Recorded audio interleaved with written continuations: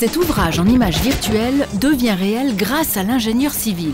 Tunnels, ponts, barrages, réseaux routiers ou ferroviaires ne sortiraient pas de terre sans ses compétences. De l'étude d'impact au calcul de la résistance des matériaux, il doit maîtriser toutes les étapes de la construction. Un gros chantier au centre de Genève. Et c'est Fanny qui coordonne la construction de l'ouvrage. Ils viennent poser les géomètres, ils viennent poser où?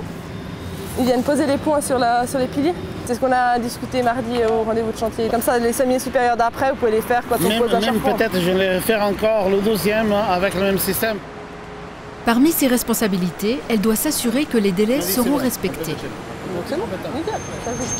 Par là! Ici, on va recouvrir la totalité de la route avec 2 étages de centre commercial. La difficulté, c'est de travailler avec le trafic. On a construit tout ce qui était béton actuellement et après, on va venir monter de nuit une charpente métallique. Gérer un chantier de cette importance sans interrompre le trafic tout en respectant les règles de sécurité, un vrai défi. Un petit tour chez le contremaître pour établir le programme des diverses étapes du travail et vérifier qu'aucun aspect n'a été oublié. Pour renforcer ici, pour venir prendre en fait la dalle du mur, la dalle de la fosse. Et puis ici, c'était mettre un profilé à ce niveau-là. Bonne journée, à lundi.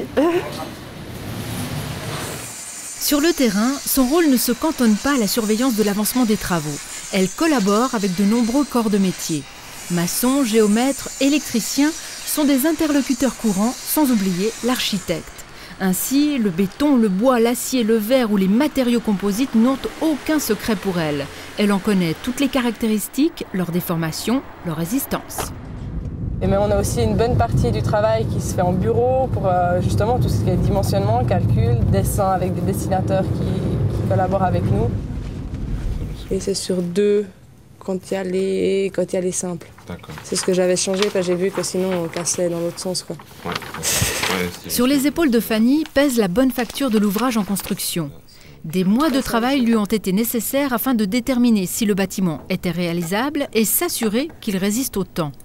L'erreur de calcul n'est donc pas concevable. Il faut aimer construire, il faut aimer développer.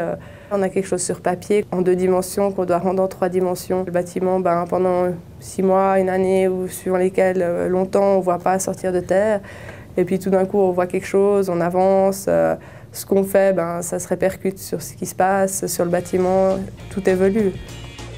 Et c'est pour que le paysage évolue que l'ingénieur civil transforme une idée en réalité.